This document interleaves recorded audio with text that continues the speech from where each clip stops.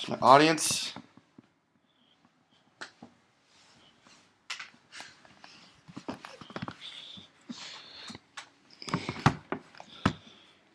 For my visual aid, I have a soccer jersey.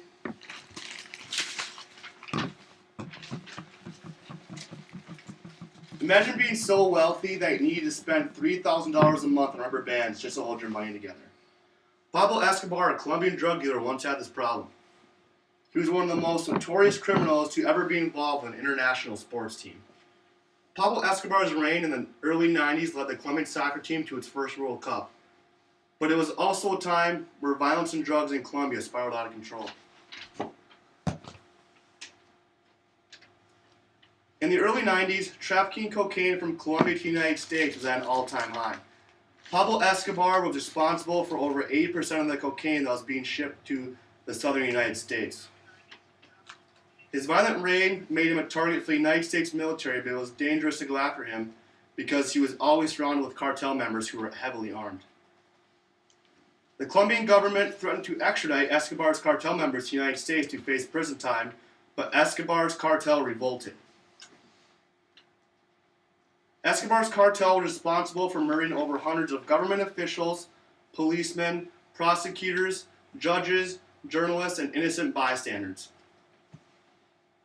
Escobar became so violent and rich that other competitions, such as the Cali cartel, began working with the DEA. Eventually, they would form the Pepes, or People Against Pablo Escobar, which specifically targeted Escobar's homes and businesses. They gave information about his whereabouts and what violent move Escobar was going to make next. Escobar was no stranger to violence. At a young age, he would steal tombstones and sell them to smugglers from Panama. At one time, Escobar was named one of the richest 10 people on earth by Fortune and Forbes magazine. Unlike most drug kingpins, Pablo Escobar gave back to the community by building soccer fields in poor areas so everyone got the chance to play. Most Colombians at the time thought of Escobar as a hero by giving back. His involvement with the Colombian soccer team is what led to his downfall, though. Before Pablo Escobar, the Colombian soccer team never qualified for a World Cup until Escobar started supporting the team. Escobar was able to use his drug money to recruit foreigners and to retain the best local players. For the first time, the Colombian soccer team was competing at an international level, and civilians of Colombia took great pride in their team. The soccer team brought hope to millions living in poverty, and Colombia gained positive recognition that was notorious for filling the news tabloids with violence and drug trafficking. At the beginning of Escobar's involvement with the team, he would fly players to a soccer field that he had built in his backyard, and he would bet on the game against other cartel leaders. Some of his bets were said to have been over $10 million. The players of the team became very close to Escobar, and they were thankful for all that he had done for the team. Most of the players knew of Escobar's drug involvement and violent past, but they had no choice but to love him for all the support he has given them. One player in particular grew a strong relationship with Escobar and ended up in prison for being involved in a drug trade. Escobar did a good job of keeping his criminal life away from the players, and he wouldn't involve them in any drug trades unless they wanted to be. As the soccer team grew to international dominance, the pressure put on the players became greater.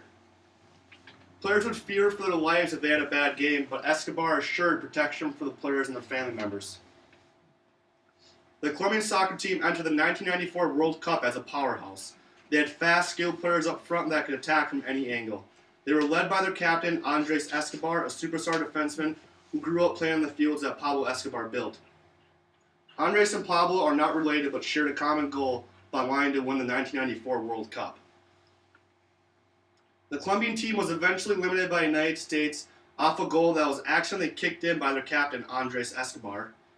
Many of the players feared going back home because they let their country down, and many drug lords had bet a good fortune on Colombia winning the World Cup. Andres Escobar was murdered not long after the loss, and it was expected that it had to do with him scoring on his own net. The Colombian soccer team to this day hasn't had the same success it had back in the early 90s. It is important for Colombia to try and get back to the glory days of soccer dominance and World Cup appearances. The reason it is so important is because smaller, poor countries such as Colombia haven't had much to cheer about. The World Cup is an opportunity for smaller countries to get on an international stage and compete against other countries who are larger in size. With sports being able to generate a lot of money, it was easy for Pablo Escobar to use his Colombian soccer team to launder drug money. In the future, I hope that we don't see any criminals such as Escobar supporting teams because it takes attention away from the sport and places it on the criminal supporting the team. If you'd like to know more about Pablo Escobar, you can check out my sources at bio.com, NewYorkDailyNews.com, PBS.org, or Netflix. Thank you.